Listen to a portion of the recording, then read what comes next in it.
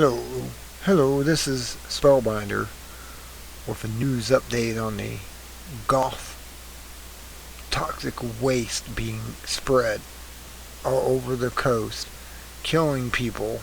They don't even know it yet. Within a few years. Is Corexit a masked bioweapon?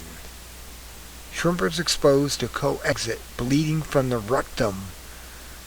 This may not be for the faint of heart about medical conditions, especially bleeding out of your rectum. That's a normal thing. Pour blood out. Bleed half your blood out while you're taking a crap. Yeah, this is what we want. Yeah, this is what I want. The oil is a hoax. The Corexit is the truth. It's a bioweapon. They're spraying this in the air, so as it falls down, it's automatically exposed into the air in great quantities as it falls to the water. They're 300-400 feet up. Temperature 85 plus degrees out there in the ocean or the sea of the Gulf. It's going to cause that stuff to disperse real easily into a gas, just like fumes off of gasoline or anything else. It is a petroleum byproduct or a petroleum distillate that's used to break oil down.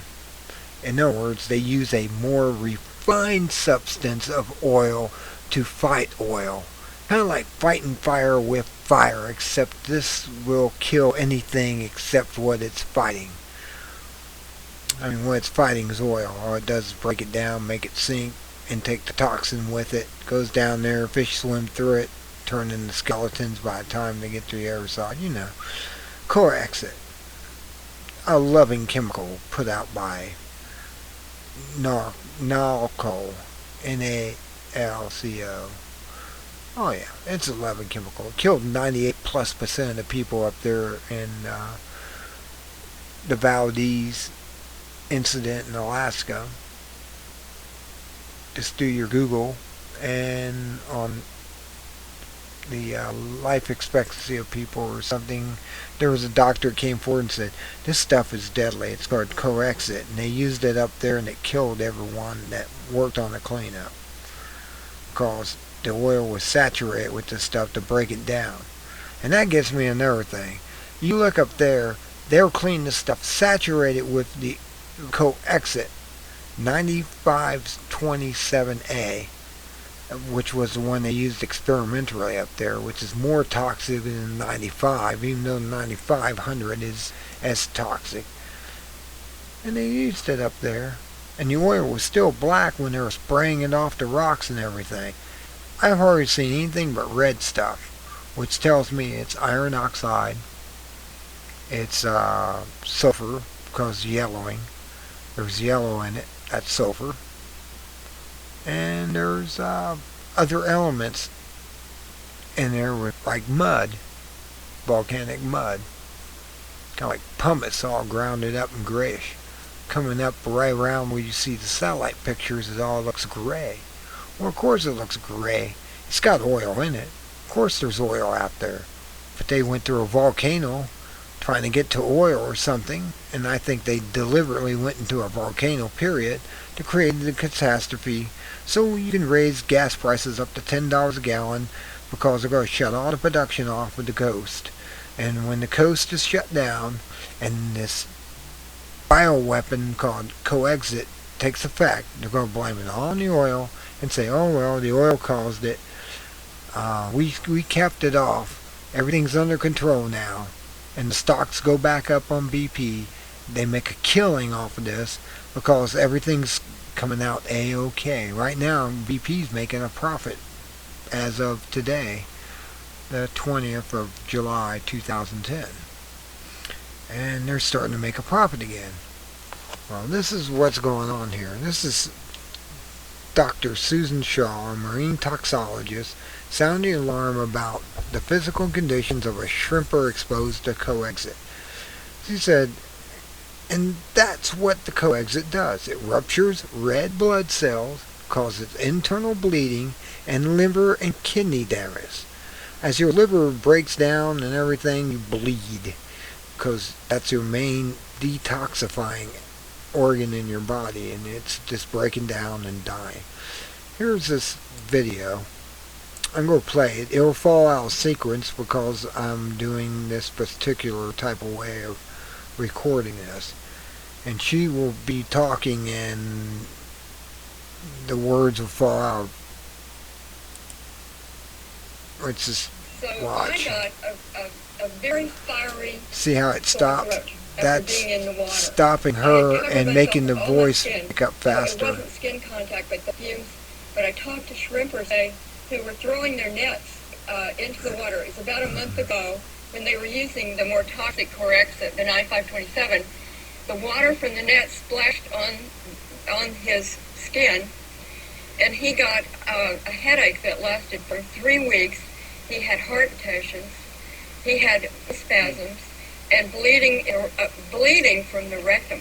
And that's what that Corexit does. It ruptures red blood cells, causes internal bleeding and liver and kidney damage. This stuff is so toxic combined. It's not the oil alone, the dispersant, it's the dispersed oil that contains this stuff. It's very, very toxic, and it goes right through. Dr. Susan Shaw's. That's what I was telling people on their site, saying when they were doing the report where the lady was saying, it's invisible oil causing all this. It's 11 parts per million. This stuff affects you at 2.16 parts per million. That's what? About 9 parts per million? A lot toxic than the oil is. And they're saying, oh, so you can't see the oil. It's out there, and you better be aware of it. All it is fear tactics to me. They're just trying to make you be afraid. That's what that was all about, going out and collecting these samples. And one of them happens to blow up a piece of Pyrex glasswork, which Pyrex glasswork does have flaws in it. It's not perfect glasswork. Like I said, they were going to have to redo the test again, get the sample from it. But they didn't say if they did anything to the samples before it was turned into the lab, where it blew up in the guy's lab. Well, that there is telling me everything I need to know. There is no real oil out there. They ruptured the volcano, used the Corexit as an excuse of causing all this stuff, so they can shut everything off and make money. It's Q bono. I don't understand. Just look up the term Q bono. Q-U-I bono. It means follow the money. It's an old Latin term in the courts. When they bring two people together and they want to know who was guilty, all they would ask is Q bono. Where's the money come from? Who's making a profit? Where is this profit coming from? And that's exactly what they've done. And this Corexit 9500 is the profit-making substance. This is the solution to their problem. They created the problem, said there was a big blow-up and everything, when everyone knows that there was a lot of methane down there. It came up the pipe, burned the platform, it stunk, the fire went out, and then the volcano was still going off of asphalt, mud, tar. You caught what? Just do your research. There was that stuff out in the Gulf.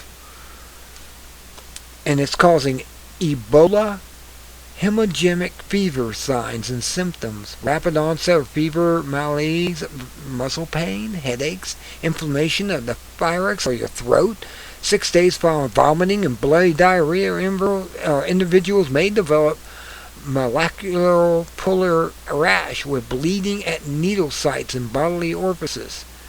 Now, this is nothing to lie about. This is scientific facts here. And unlike Jeffrey Grupp of antimatterradio.com, I believe what I see. I don't believe what I'm told by the mainstream media. They lie all the time. All you have to do is just go channel to channel and you see it's all scripted. Every channel. Until next time, I'm going to have to let you go. I got less than a minute here. I'm showing you this on here. You can enlarge this by hitting full screen on the YouTube, and you'll understand what I'm talking about here. You read this article, you see what you're saying, and this is what's going on. It's a hoax. It's another false flag to make buku money. They're breaking barrels of fuel oil off the coast to wash up on Pensacola to make it look like they're having a leak. This from the deep horizon. It's not true. Just Google fuel oil spill Channel 6 News Pensacola. Until next time, this is Spellbinder. Good day.